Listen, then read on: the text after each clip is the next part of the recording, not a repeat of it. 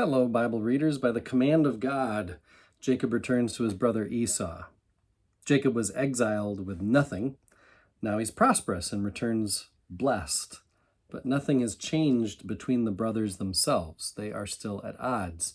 And so Brueggemann divides this text that we're looking at today into two parts: preparation and meetings. Each has theological and practical dimensions to it. Jacob being Jacob, he's going to prepare carefully for a touchy encounter with Esau. He shows fear and deference, deferring to both Esau and later to God, but he also prays.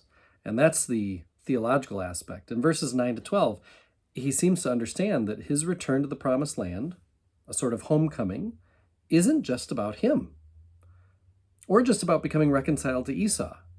He, Jacob, understands it's about the promise being kept. So that's what I mean by his preparations are practical. He's getting ready for an awkward encounter with Esau, but it's also theological, his preparations, praying for the promised homecoming. But I want to talk more about the actual meetings than the preparations that Jacob makes. Brueggemann makes it very clear that the surprise meeting with the stranger at night is connected to the meeting Jacob has been preparing for with Esau. Brueggemann says the encounter of chapter 32, verses 22 to 32, is perhaps the most extensively interpreted text in the patriarchal material. That is, the Abraham narrative, the Jacob narrative, and the Joseph narrative. Why is this one so interpreted? Why is it thought about so much? Probably because of how unclear the story is. Not everybody agrees on the identity of the man. Some say it's a demon. Others say it's a Canaanite Numen, like a spirit of some kind. Brueggemann wonders whether perhaps it's important that the narrative is not explicit. Like maybe this narrative isn't missing anything. Maybe it's just genius. It makes me think of watching Cheers. Remember the sitcom from the 80s?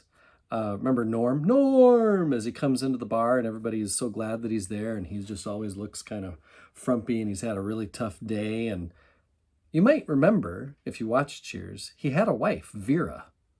I think that was her name. And she was a character in the show. You knew she existed, but you never saw her. All the audience needed to know was that she wanted Norm to come home. Always. And that she was kind of an anchor on his life. Or there's another show that uses a device like this. Tim the Toolman Taylor, his neighbor always stood at the fence in such a way that you couldn't see his face. It was always like you'd see his eyes, but not anything below. That was, of course, on purpose, because it was about his wisdom and the advice the neighbor gave, not the way he looked. He was just a voice. Well, maybe that's how this man device works in this story with Jacob at the riverside. To be too certain of who this is or what this man looks like would reduce the dread intended in the telling. Because we're supposed to feel a certain kind of forebodingness. I will assume, Brueggemann does too, I've always interpreted it that the man is God, represents God. On the way to appease his brother, Jacob must deal with his God, to whom he's just prayed. And in this encounter we see, or maybe I should say we don't see, something else, a revelation about God. We're shown something other than the promise-filled aspect of God, which is what we know in the daylight, you could say. But now it's night. And here we see Jacob dealing with the terrifying face of God, hidden in power and might. And this dark figure won't be appeased, won't be found out. But we don't only see power and might. We also have revealed to us a God who allows a man, Jacob, to wrestle him to a draw.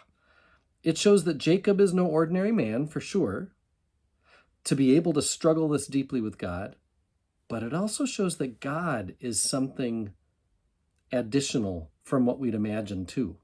This God is willing to strive, but also disciplined enough to not dominate. I mean, if God wanted to, God would just, dominate. But this God chooses not to. This God chooses to just continue striving, struggling. And so, in the midst of this struggle and striving, Jacob asks for a blessing. And this is the part of the story I just love. He does get blessed so hard that it hurts. He gets a new identity altogether. Brueggemann says something happens in this transaction that is irreversible. Israel is something new in the world. Power has been shifted between God and humankind. There is something underway here about the chosen weakness of God and the strength of Israel. Something of the power of God has been entrusted to Israel. Now, we hear about this kind of thing in the New Testament. Paul talks about it all the time, that we are, children of the promise. We are made heirs. A certain kind of power is given unto God's people.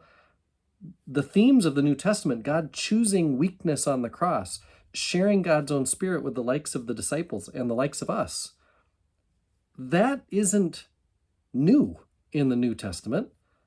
When people say the God of the Old Testament is so different from the New, no, not at all.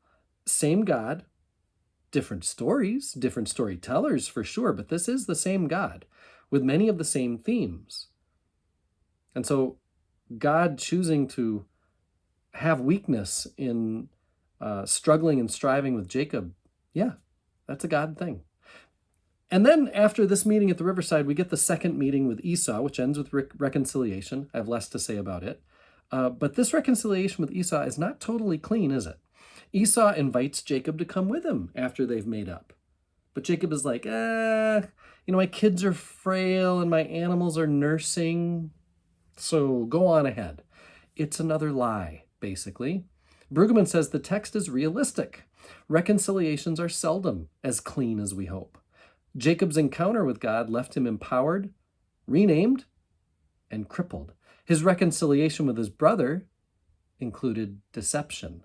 The two meetings belong together as they both hold promise and caution. All right, next up, chapter 33, verse 18 through 34, 31.